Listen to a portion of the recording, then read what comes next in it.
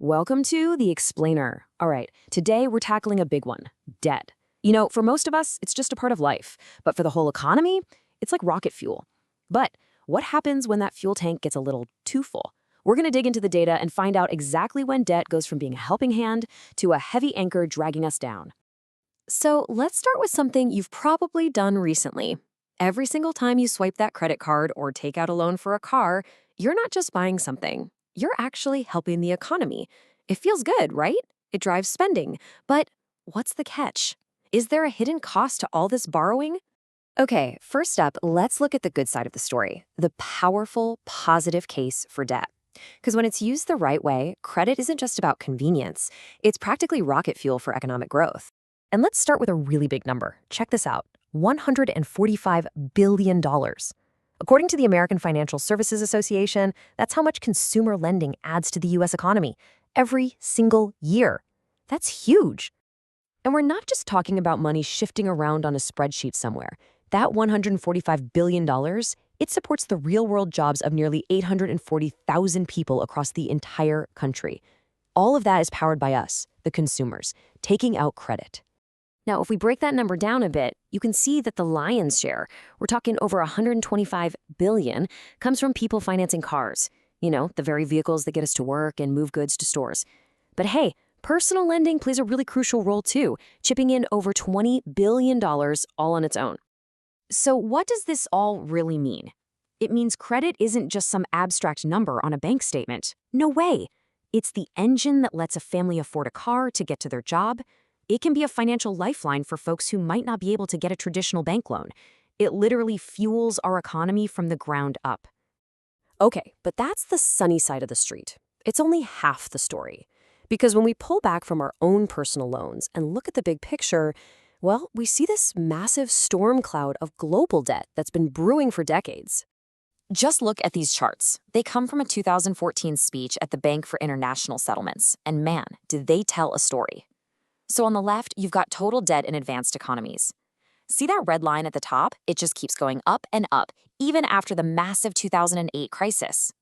Then look at the chart on the right showing private credit. You see these wild swings, right? Big booms followed by these painful busts. And here's the real problem this points to.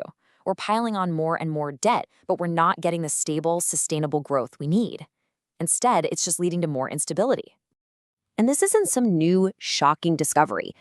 Listen to this quote from the BIS. This was said in 2014, a full 7 years after the 2008 financial crisis, which you'll remember was caused by too much debt.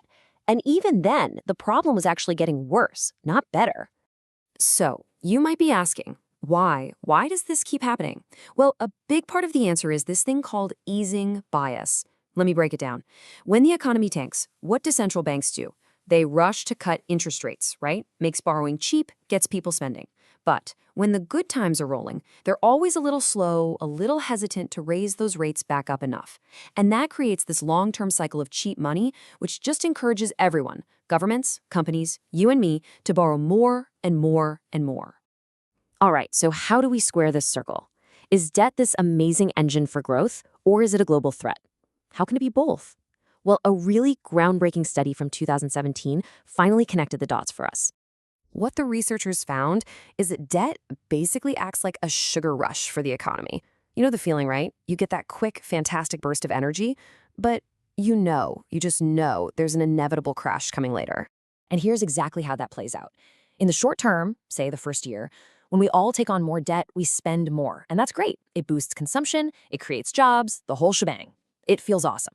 But, and this is the crucial part, that very same debt eventually turns into an anchor. It starts to drag down future growth. Because now, instead of spending on new things, we have to use our money to pay back what we already borrowed. And let me tell you, this long-term drag isn't just some minor inconvenience. It's a real, significant, and measurable cost to the entire economy. And this is maybe the most important takeaway from the study. They put a hard number on it. For every single percentage point that household debt grows, compared to the size of the economy, long-run growth actually shrinks by 0.1%. Think about that. It is literally eating away at our future prosperity. So this all leads to the million-dollar question, doesn't it? If a little bit of debt helps, and a lot of it hurts, Where's the tipping point? Exactly.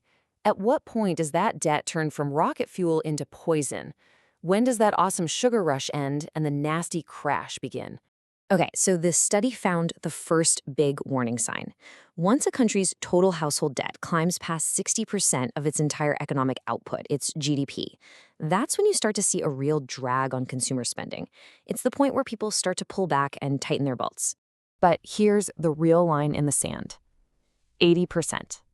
When that debt level crosses 80% of GDP, the negative effects get way more serious. It's not just slowing down spending anymore. It starts to slow down the growth of the entire economy. So when you step back and look at all this, it's clear debt isn't just good or bad. It's more like a really powerful medicine.